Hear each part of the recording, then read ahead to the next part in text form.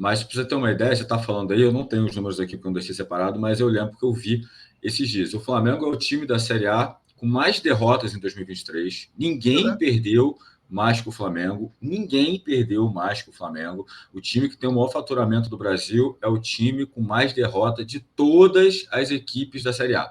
Todas. E não são derrotas no Brasileiro, não. Estou falando derrotas no ano inteiro, contando com o Campeonato Estadual. Então, o Flamengo é o clube da Série A com mais derrotas no Campeonato Brasileiro. E aí, eu acho, João, não sei se você concorda comigo, pegando um pouco do que você está falando sobre a questão da estrutura do departamento de futebol, eu estava vendo um vídeo hoje, eu não sei se foi para qual podcast que aconteceu, do Abel Ferreira, não sei se você viu, não sei se foi para o Flow Sport, enfim. O Abel Ferreira mostrando não, foi para o Canal 11 de Portugal, perdão, Canal 11 de Portugal. O Abel Ferreira mostrando o trabalho dele do dia a dia, aí tinha lá a tela, jogador em amarelo, ele perguntou, por que um é verde e outro amarelo? Ele deu o exemplo do Jailson, que estava amarelo, ele falou, é porque o Jailson, nos exames que a gente faz daquilo, de controle de sono, o Jailson não está dormindo bem. Então, o amarelo é porque eu sei que essa semana, hoje ainda, não me lembro, eu tenho que chamar ele para conversar e perguntar o que está acontecendo com o sono dele, porque eu não tenho como escalá-lo. Se a gente tem uma sequência de jogos de alta intensidade, eu não tenho como escalar um cara que não está dormindo bem. Então, olha só, que legal, hein? Eu tô falando. Por que eu estou dando esse exemplo?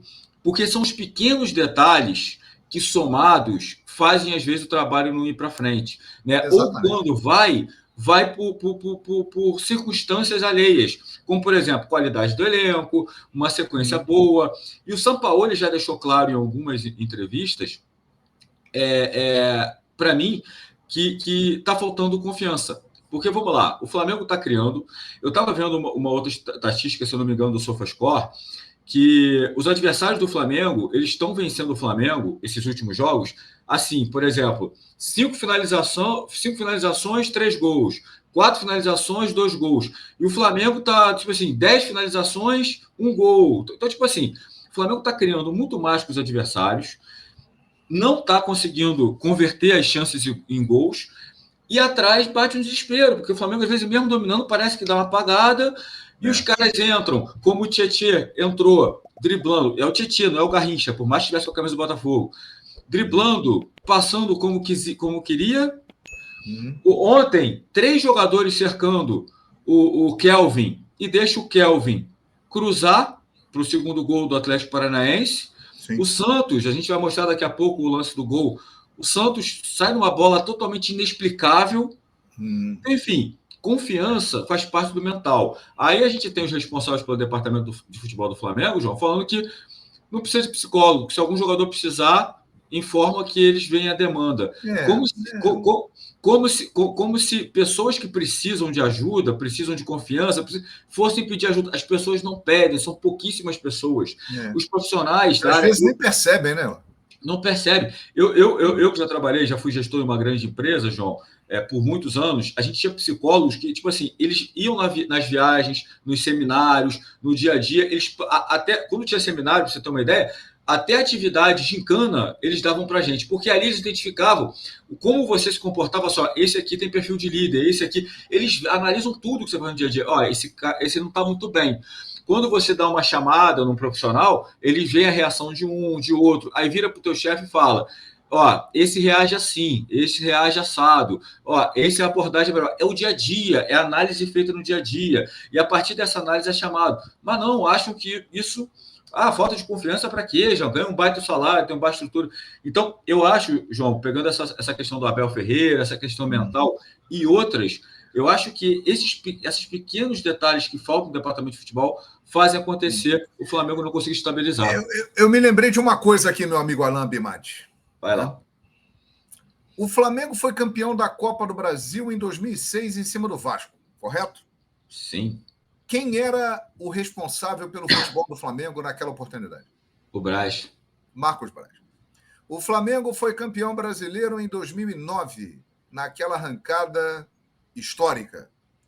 Quem era o responsável pelo departamento de futebol? Braz. Marcos Braz.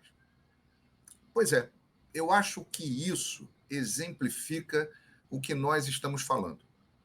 O Flamengo Clube atingiu um outro nível, é uma outra história a partir de 2013, mas o Flamengo está sendo dirigido no seu futebol como era lá atrás no tempo das vacas magras, no antigo Flamengo.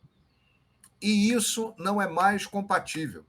Aí você vai falar assim para mim, poxa vida, João Guilherme, mas o Flamengo ganhou 12 títulos na gestão do Rodolfo Landim, ganhou muito, é fato, ganhou muito.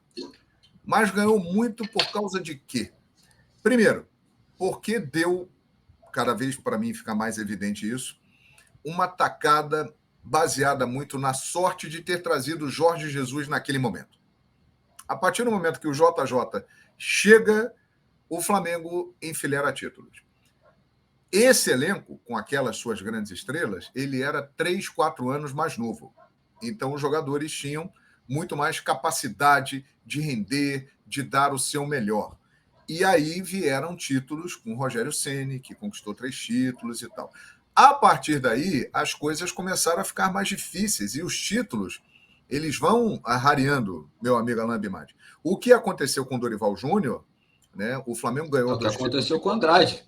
É o que aconteceu com o Andrade, exatamente. O Flamengo deu uma arrancada e mesmo assim, no final, a arrancada já foi meio que com a marcha lenta, mas foi o suficiente para vencer, exatamente por ter uma qualidade de elenco muito grande. O Flamengo, em termos de peças, tem o melhor elenco da América do Sul. Então, cara, tá muito clara a situação do Flamengo. O Flamengo, esse exemplo do Abel Ferreira é espetacular. O futebol do Flamengo é gerido de uma maneira totalmente incondizente com a realidade do clube e com a exigência do clube e da sua torcida. Né? O Flamengo passa hoje por momentos que eram compatíveis quando ele era uma equipe pobre, sem estrutura, né? Que brigava para não cair, que vivia de títulos esporádicos e só ganhava o Campeonato Carioca. Né? Hoje, o Flamengo está, como diz o sábio Bruno Henrique, em outro patamar. Mas o futebol dele continua no patamar de antigamente. E aí o que precisa fazer? Precisa mudar. Mudar a estrutura do futebol e as pessoas. E repito, o único que pode fazer isso é o presidente do clube, Rodolfo Landim. Ele não vai fazer nada, ele vai deixar tudo do jeito que está. Então, presidente, tem que trazer o Jorge Jesus de volta, porque foi a grande tacada que deu certo para ganhar uma sequência de títulos. E mesmo assim, provavelmente, não será do mesmo jeito. Está na hora de mudar as pessoas e a forma da gestão do futebol do Flamengo. Até quando quem dirige o Flamengo não vai tomar providências? É algo realmente inacreditável.